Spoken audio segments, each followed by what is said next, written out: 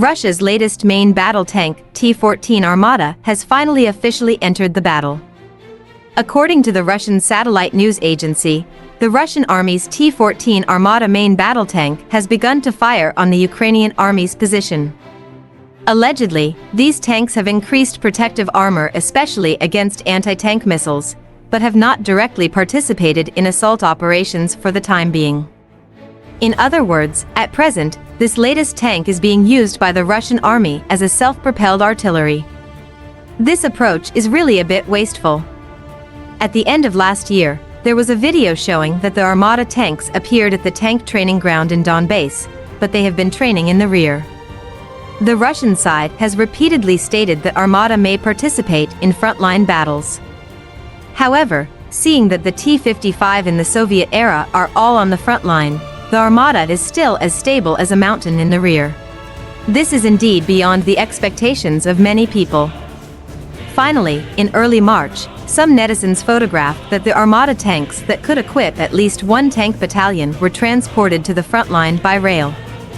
At that time, many people speculated that with the arrival of the Leopard II tanks from the west to Ukraine, the Russian army finally did not intend to hide, and no longer planned to use the former Soviet tanks as cannon fodder for the Ukrainian army.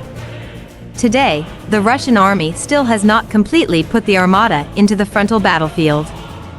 According to speculation by many experts, there may be the following two reasons. The first is that there is no need to put Armata tanks on the battlefield. No matter how much Western countries boast about the Leopard II tank, it is still a third-generation tank that has been produced since 1985. In theory, it may have many problems against the T-90M tank.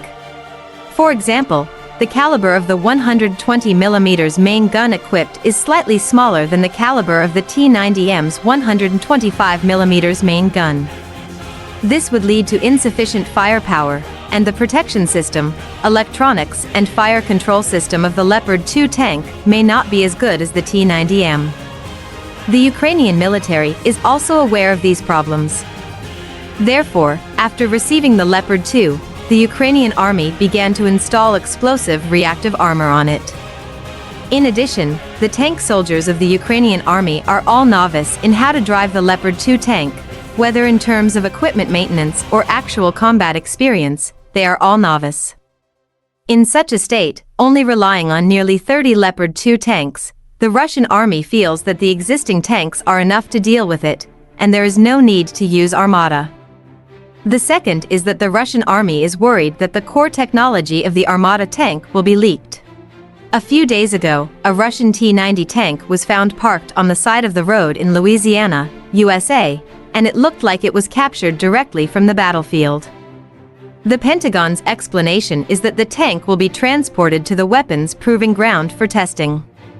Last year, the General Staff of the Ukrainian Army also publicly displayed a large number of parts dismantled from the T-90M main battle tank at a press conference, and stated that they had achieved some research results. The Armata tank is the main battle tank of the Russian Army using the latest technology, and it adopts an unmanned turret design. It is also equipped with a variety of new technologies such as multi-layer composite armor, a new type of malachite reactive armor, an Afghan stone active defense system, and radar-absorbing coatings. Of course, no matter how advanced the weapon is, once it goes to the front line, it will inevitably risk being captured by the enemy. However, there is still a period of time before the unmanned tanks of Western countries are truly mature and equipped with troops. If the Armata tank is captured by the Ukrainian army, Ukraine will definitely conduct joint research with the United States, which can provide a lot of reference for the US military in developing the next generation of main battle tanks.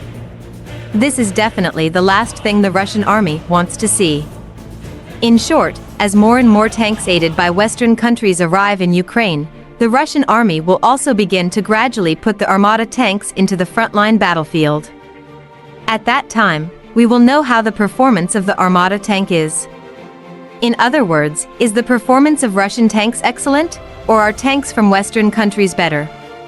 In the end, actual combat will give a clear answer.